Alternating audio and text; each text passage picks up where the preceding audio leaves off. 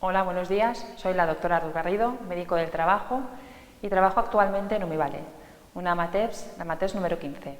Os voy a hablar del síndrome del túnel del carpo, un análisis de factores. Para empezar, definiremos lo que es un síndrome del túnel del carpo. Es una neuropatía por compresión sintomática del nervio mediano a nivel de la muñeca y que se caracteriza fisiológicamente por la evidencia de un aumento de la presión dentro del túnel del carpo y la disminución de la función de este nervio a ese nivel. ¿Qué podemos hablar de su epidemiología? El túnel del carpo afecta aproximadamente al 3% de la población. Es más frecuente en mujeres entre los 40 y los 60 años. Y la frecuencia aumenta en profesiones que requieren movimientos repetitivos con las muñecas y manejo manual de cargas. Actualmente es una de las patologías más frecuentes catalogadas como enfermedad profesional, aunque todos sabemos que es solo la punta del iceberg.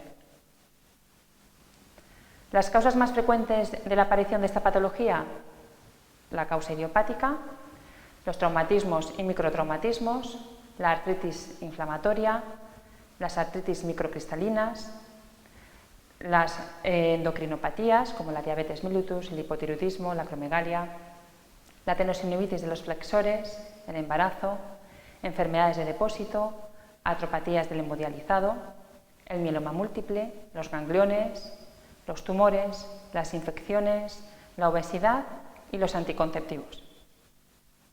¿Qué antecedentes encontramos en cuanto al trabajo realizado por estas personas?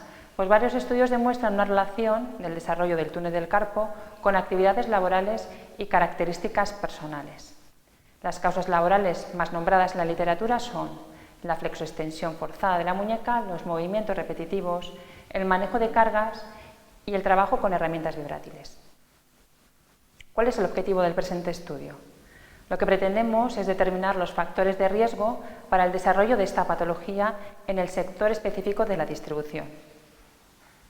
¿Y nuestros objetivos secundarios? Bueno, pues por un lado describir las características demográficas y clínicas de los trabajadores del sector distribución diagnosticados del túnel del carpo, describir las características clínicas de esta patología, explorar los factores de riesgo dependientes del trabajador sin relación con el trabajo y, por otro lado, estudiar la correlación entre los resultados del cuestionario autocomplementado de Boston y el diagnóstico del túnel del carpo por un médico. Específicamente, ¿en qué va a consistir el estudio? La muestra serán trabajadores del sector distribución. ¿Quién va a colaborar con nosotros? El Invasat, Mercadona, Consum, Más y el árbol distribución. Lo que realizaremos será una anamnesis a cada uno de estos trabajadores, les realizaremos una exploración específica y, por otro lado, les pasaremos la encuesta autoadministrada de Boston. El tipo de estudio serán casos y controles y es un estudio analítico, observacional, retrospectivo y longitudinal.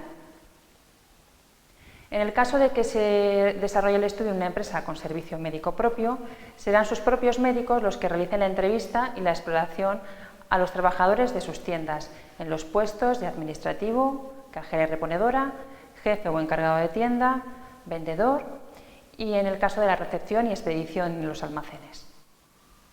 En el caso de que la empresa no tenga un servicio médico propio, realizaremos estas mismas encuestas y estas mismas exploraciones e historia clínica en las clínicas Umivale. Los criterios de selección de caso serán los siguientes. Tendrán que estar diagnosticados de túnel del carpo según los criterios expuestos en el trabajo, deberán ser mayores de edad, deberán ser trabajadores del sector distribución y deberán aceptar de forma voluntaria en el estudio. Los criterios de exclusión es que hayan sido diagnosticados de túnel del carpo hace más de un año. Por otro lado, los criterios de selección del caso control será que no cumplan los criterios de caso de túnel del carpo, que sean mayores de edad, que sean trabajadores del sector distribución y que acepten participar en el estudio. Los criterios de exclusión de control: no existen criterios de exclusión. Con esta información obtenida, haremos un volcado en Excel de la información, obtendremos datos descriptivos de la muestra de forma periódica y cuando tengamos toda la muestra realizaremos un tratamiento estadístico de los datos. Posteriormente realizaremos un análisis y unas conclusiones finales. ¿Cuál es la utilidad práctica de este estudio?